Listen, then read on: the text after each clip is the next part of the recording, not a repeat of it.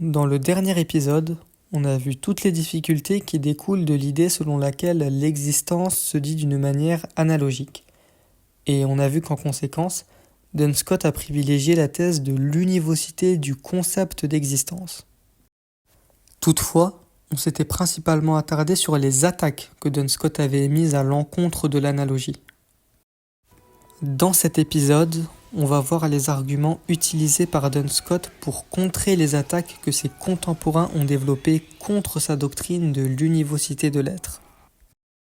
Autrement dit, nous verrons ici comment Duns Scott passe du rôle de procureur, où il attaque l'analogie, à celui de l'accusé, où il doit défendre l'univocité. Duns Scott sera donc ici dans une position plus défensive qu'offensive. À la fin de la dernière vidéo, on a timidement abordé ces fameux problèmes. Henri de Gand, sur lequel on s'était arrêté, s'inquiétait que l'affirmation de l'univocité de l'existence ne conduise à la considérer comme un genre au sens aristotélicien. Dans la première partie de cette vidéo, on va développer davantage ces critiques. Et c'est uniquement dans un second temps qu'on verra comment Duns Scott a réussi à y répondre. Pour comprendre le problème posé par Henri de Gand, il faut d'abord expliquer plus en détail ce que l'on entend par genre chez les scolastiques. Comme vous devez en avoir l'habitude à présent, c'est encore quelque chose qui nous vient d'Aristote. Chez Aristote, un genre est une catégorie générale qui regroupe des éléments ou des objets partageant des caractéristiques communes. Par exemple, le genre animal regroupe tous les êtres vivants ayant la capacité de se mouvoir. Les genres peuvent se diviser en sous-catégories plus particulières par l'ajout d'une propriété spécifique qui permet de distinguer des membres d'un genre des autres membres de ce même genre. Cette propriété spécifique permettant de subdiviser un genre se nomme différencia dans le jargon scolastique. Ainsi, en rajoutant au genre animal la propriété rationnelle, on obtient une nouvelle catégorie, plus spécifique, qu'est l'homme. L'homme étant défini chez Aristote comme un animal rationnel.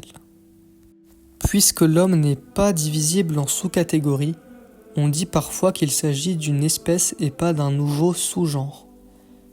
On peut toutefois toujours subdiviser l'espèce humaine par d'autres propriétés spécifiques qui vont donner des individus, comme vous ou moi. L'homme est une espèce dérivée du genre animal, qui lui-même est une sous-catégorie du genre plus général de substances vivantes. En effet, l'animal n'est qu'un corps animé capable de se mouvoir. De même, substance vivante est un genre dérivé du genre plus général substance, qui regroupe tout ce qui existe de manière autonome, incluant aussi les corps non vivants. Dans le système aristotélicien classique accepté par tous les scolastiques, la substance est, avec d'autres catégories, le plus général des genres. On pourrait pourtant penser que c'est l'existence qui devrait occuper cette place, car elle est partagée par absolument tout ce qui existe, par définition. Mais pour Aristote, l'être n'est pas un genre. En effet, il disait que l'existence se dit d'une manière analogique, ce qui fait que l'existence n'est pas comme le genre animal ou substance. Et c'est parce que l'existence n'est pas univoque mais analogique qu'Aristote justifie le fait de ne pas faire de l'être un genre. En effet, si l'existence est analogique, alors il n'y a plus de propriétés d'existence qui seraient partagées par une multiplicité d'individus. Il y aurait seulement autant d'existences différentes qu'il n'y a d'individus différents. En refusant de faire de l'existence un genre, Henri de Gand s'inscrit donc dans une longue tradition aristotélicienne. Il développe, avec d'autres penseurs scolastiques, toute une série de problèmes qui surgiraient si l'on faisait de l'existence un genre. Premièrement, si l'existence était un genre, alors elle devrait pouvoir se subdiviser en différentes espèces ou sous-catégories. Or, l'existence ne peut pas se diviser en espèces. En effet, l'être étant partagé par tout ce qui peut se concevoir, la seule chose qui pourrait distinguer l'être serait le non-être. Or, le non-être, par définition, ne saurait distinguer quoi que ce soit. Si animal est un genre, c'est parce que l'on peut en dériver une espèce spécifique, comme l'homme, en rajoutant une propriété distinctive qui lui est extérieure, par exemple la rationalité.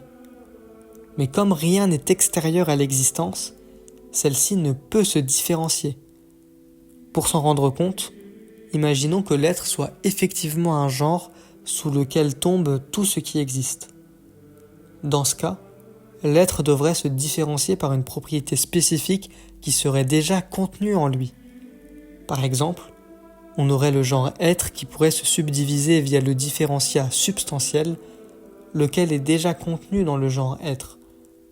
De ce fait, dire que la substance est un être reviendrait en fait à dire l'être substance est un être. Cela crée une redondance et nous empêche de poser une véritable différence. Par conséquent, l'être ne peut se diviser en différentes espèces ou sous-catégories. Car si le différentiat du genre être est hors de ce genre, alors on tombe dans une absurdité. Tandis que si ce différentiat est inclus dans ce genre, alors on tombe dans une redondance. C'est pour cette raison qu'Aristote refusait de dire qu'il existe un genre suprême sous lequel tombe tout ce qui existe. S'il en était ainsi, ce genre ne pourrait plus se différencier, car le différentiat serait déjà inclus dans le genre. Pire encore, si l'existence était un genre, alors Dieu serait un être partageant la propriété d'existence, comme tous les êtres, mais aurait également une propriété spécifique qui le différencierait des autres êtres du même genre. Dieu serait un être avec la propriété spécifique infinie ou parfait, ce qui casserait complètement sa simplicité et en ferait l'espèce du genre être. Enfin, faire de l'existence un genre aboutirait inévitablement à attribuer à Dieu une propriété qu'ont les créatures, ce qui en ferait un être parmi d'autres et non plus un être au-delà de sa création. Ainsi, si l'existence était amenée à être un genre, alors le système aristotélicien dont toute la scolastique dépend s'effondrerait, et avec lui la simplicité et la transcendance de Dieu. Duns Scott prend très au sérieux toutes les critiques qui viennent d'être énoncées. Selon lui, faire de l'existence un genre partagé par tous les êtres aurait des conséquences dramatiques et pour la théologie et pour la philosophie. Son objectif ne sera donc pas de défendre l'idée qu'il est possible de faire de l'existence un genre, mais de montrer, contre Henri de Gand et tous ses adversaires scolastiques, que l'affirmation de l'univocité de l'être n'implique pas d'en faire un genre. Chez Duns Scott, en effet, l'existence n'est pas un genre. Il rejoint Aristote lorsque celui-ci dit que l'existence est un transcendantal. Un transcendantal désigne, pour faire simple, ce qui est partagé par tous les êtres. L'existence est donc naturellement le transcendantal par excellence. Pour qu'une chose soit un arbre, une fleur, un animal, etc., il faut que la chose soit, il faut qu'elle ait de l'être. L'existence est donc par définition partagée par toute chose. Pour donner un autre exemple, on peut dire qu'il en va de même pour l'unité. Pour qu'une chose soit un arbre, une fleur, un animal, ou un groupe d'animaux, ou un groupe de végétaux, ou que sais-je, il faut que la chose soit une. Ces termes qui englobent tout ce qui peut se concevoir sont nommés transcendantaux car ils transcendent les catégories. En effet, comme on l'a vu, aucune catégorie ne peut tout englober en son sein. Toutefois, le problème soulevé par Henri de Gand demeure. Si le concept d'existence est univoque, alors dire de Dieu qu'il est un être infini reviendrait d'abord à affirmer un concept d'existence partagé par tous les êtres et de lui attribuer l'infinité de manière accidentelle ou externe. De la même manière que dire que l'homme est un animal rationnel suppose un premier concept d'animalité, auquel on rajoute ensuite de manière accidentelle un autre concept qui est la rationalité. Cependant, bien que Duns Scott ait pris cette objection très au sérieux, il a réussi à la battre en brèche. Pour comprendre son raisonnement, il convient d'entrer dans un des aspects les plus importants de sa pensée, les distinctions. Cette étape va être assez longue, mais elle est absolument nécessaire pour comprendre comment Duns Scott arrive à ne pas faire de Dieu un être confiné dans un genre, tout en préservant l'univocité de son existence. 4 distinctions vont être introduites. Les 2 premières sont plutôt simples à saisir, mais ce sont les 2 dernières, plus complexes, qui vont vraiment être déterminantes. La première distinction est la plus intuitive. C'est ce qu'on appelle la distinction réelle. On dit de 2 objets qu'ils sont réellement distincts si chacun des objets considérés peut exister sans que l'autre n'existe. Les 2 objets sont donc séparables. C'est la distinction qui peut exister entre 2 individus. Socrate peut exister sans Platon et vice-versa. Les 2 sont réellement distincts. La deuxième distinction est la distinction conceptuelle. Un peu plus abstraite que la première, elle repose sur un processus intellectuel initié par un sujet, mais ne dénote aucune différence objective entre 2 choses. Par exemple, aujourd'hui peut être considéré comme le lendemain d'hier, ou encore comme l'hier de demain. Pour donner un autre exemple plus célèbre, on peut considérer la planète Vénus comme l'étoile du matin ou l'étoile du soir. Lorsque j'utilise l'une ou l'autre expression, dans les 2 cas, je ne dénote rien de différent. La distinction n'a aucune prise sur la réalité, elle est purement subjective. Ce sont 2 concepts qui dénotent exactement la même chose. Et la distinction ne réside pas dans l'entité considérée, mais dans la manière que j'ai de la concevoir. Il n'y a donc aucune forme de séparabilité dans la réalité de l'entité considérée. Maintenant que ces 2 distinctions ont été établies, entrons dans la 3e distinction, la distinction formelle. Les 2 premières distinctions n'ont été introduites que pour mieux saisir celle-ci. Pour la comprendre en une phrase, elle est une sorte d'intermédiaire entre la distinction réelle et la distinction conceptuelle. Comme dans la distinction conceptuelle, les objets considérés sont totalement inséparables. Mais comme dans la distinction réelle, la distinction a une portée objective et ne résulte pas uniquement d'un processus intellectuel initié par un sujet. La distinction formelle va distinguer au sein d'une même entité 2 éléments totalement inséparables, mais qui ont tout de même des définitions et des fonctions réellement différentes au sein de cette même entité. C'est ce que Duns Scott nomme différentes formalités d'une seule et même chose. L'exemple le plus célèbre est celui de la volonté et de l'intellect. La volonté et l'intellect sont totalement inséparables et résident tous 2 dans l'âme d'un sujet. Pourtant, la volonté a bien une réalité différente de l'intellect, en dépit de l'inséparabilité totale entre les 2. La volonté est un pouvoir libre de l'âme, tandis que l'intellect ne l'est pas. Pourtant, les 2 sont totalement inséparables de l'âme et inséparables l'un de l'autre. On a donc dans ce type de distinction une inséparabilité entre les 2 formalités distinguées, mais une différence réelle dans les définitions de ces 2 formalités inséparables et pourtant réellement différentes au sein d'une entité.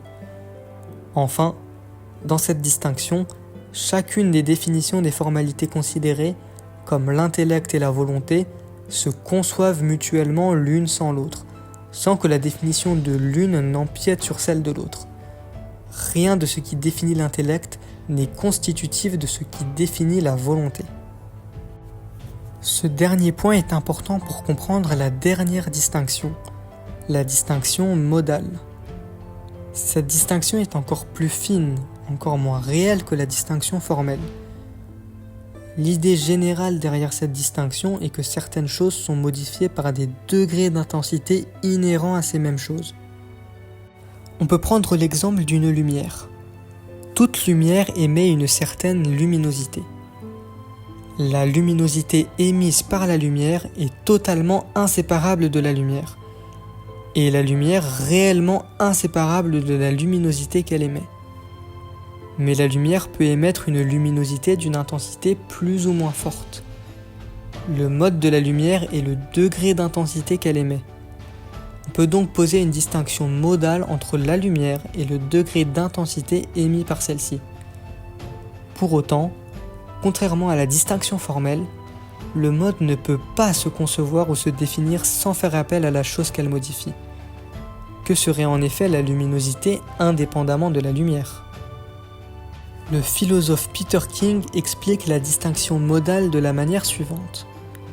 le mode intrinsèque n'est pas formellement distinct de sa nature, car le mode ne peut être adéquatement saisi qu'à travers la définition de la nature. Enfin, il est clair que la distinction modale est réelle au sens large, car la nature et son mode intrinsèque sont réellement conjoints dans la chose, indépendamment de toute activité de l'intellect. Quelque chose possède réellement un degré de luminosité, que quelqu'un y pense ou non. Si Duns Scott parle de mode intrinsèque, c'est parce que le mode ne peut même pas se définir sans la chose qu'elle modifie. Le mode de la lumière, sa luminosité, est donc toujours accolé à la lumière, systématiquement, sans jamais être un autre concept distinct de la lumière. Le mode est donc toujours intrinsèque à la chose qu'elle modifie, bien que la chose modifiée, elle, puisse être conçue intellectuellement sans son mode. Cette dernière distinction est absolument cruciale et suffit à comprendre pourquoi, bien que l'existence soit parfaitement univoque, Dieu n'est pas et ne sera jamais une espèce du genre être. En effet, Dieu est avant tout un être infini.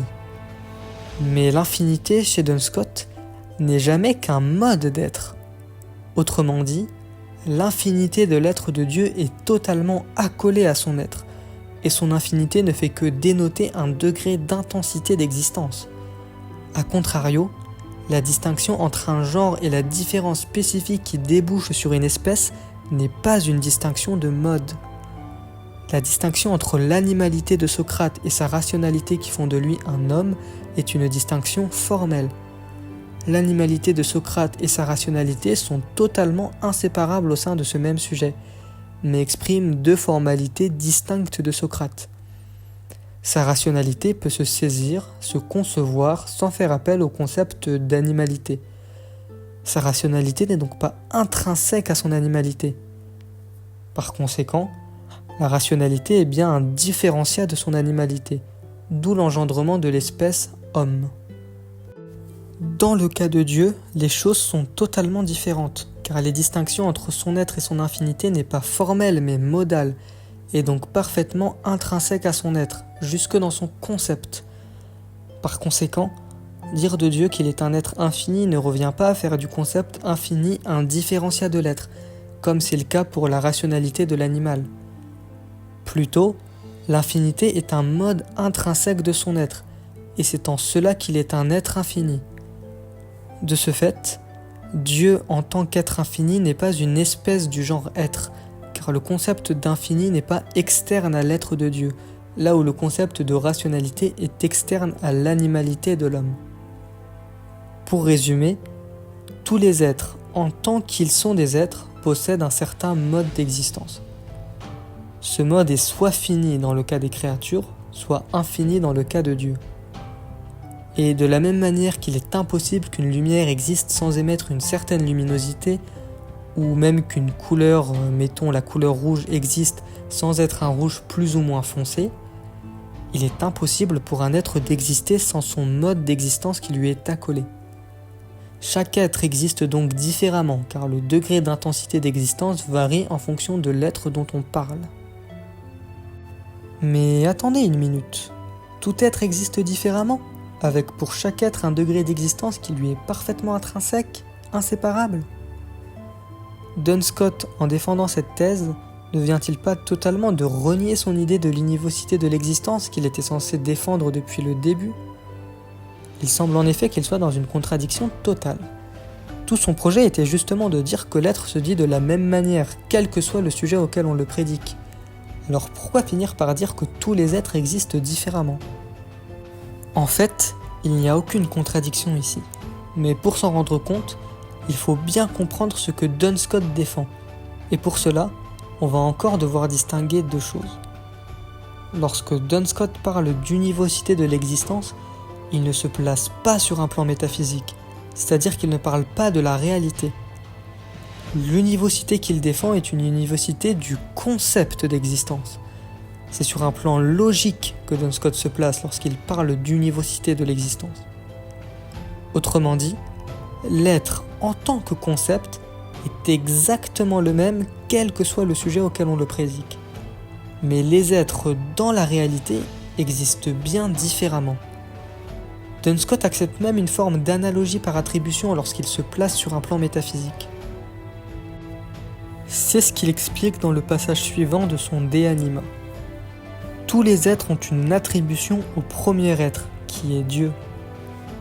Pourtant, malgré ce fait, il est possible d'abstraire de tous un concept commun qui est exprimé par ce mot être et qui est un logiquement parlant, bien qu'il ne soit pas un naturellement et métaphysiquement parlant. Pour simplifier sa pensée, Duns Scott estime que, bien que sur le plan de la réalité, chaque être existe différemment, nous pouvons, grâce à notre intelligence et par un processus d'abstraction, extirper de chaque être son mode d'existence, afin de n'en retirer que l'existence, le concept pur d'existence. Encore une fois, ce concept n'a évidemment aucune réalité, puisque, comme on l'a dit, tous les êtres sont accolés à un certain mode d'existence. Mais on peut penser ou concevoir l'existence sans mode d'existence, bien que l'inverse soit impossible. C'est grâce à ça que nous pouvons arriver au concept pur d'existence à partir des seules créatures, grâce à ce processus d'abstraction. Mais ce concept pur d'existence, comme son nom l'indique, n'est qu'un concept. Ce concept d'existence réside donc dans l'esprit des sujets pensants uniquement. Pour donner une image, on peut comparer cette idée univoque d'existence avec la causalité. Il n'y a rien dans la nature qui s'appelle causalité. Cependant, par un processus d'abstraction, en constatant ce qui nous semble être des relations de cause à effet dans le monde, nous pouvons arriver à cette idée générale, purement conceptuelle, de causalité. Nous pouvons faire la même chose avec l'existence, en extirpant de chaque être existant son mode pour n'en garder que l'idée générale. Ce concept d'existence étant maintenant dans notre esprit, nous pouvons l'attribuer à Dieu et lui accoler a posteriori le mode infini. Le concept d'existence pure qui nous vient des créatures est donc préservé, même lorsqu'on l'applique à Dieu, auquel on rajoute ensuite le mode infini. L'univocité du concept d'existence ne contredit donc pas du tout l'idée d'analogie. Au contraire, elle permet de fonder cette diversité des êtres et de la rendre intelligible via un concept qui est commun à tous ces êtres. Maintenant que tout cela a été dit, on peut récapituler tous les problèmes issus de l'univocité qui ont été avancés par Henri de Gand et saint Thomas. Le problème selon lequel l'univocité de l'existence ferait de Dieu une espèce du genre être avec la propriété spécifique infinie a été balayé par notre penseur écossais, en soulignant le fait que l'infinité de Dieu n'est pas une qualité additionnelle à son être, mais un mode intrinsèque de son être. Ce faisant, il n'y a plus aucun différenciat. Le problème est donc réglé. Sur le fait que l'univocité de l'être aurait pour implication une destruction de l'unité parfaite de Dieu en raison de la nécessité d'une différence spécifique additionnelle à l'être de Dieu, la distinction modale y répond aussi parfaitement. Le mode n'introduit aucun concept supplémentaire. Enfin, sur le problème de la transcendance divine, il n'y a là encore aucun souci à se faire. Une fois que l'on comprend que l'univocité que Duns Scott défend est une univocité dans le concept d'existence et non dans la réalité de l'existence, la seule chose partagée entre Dieu et les créatures est un concept et non une réalité.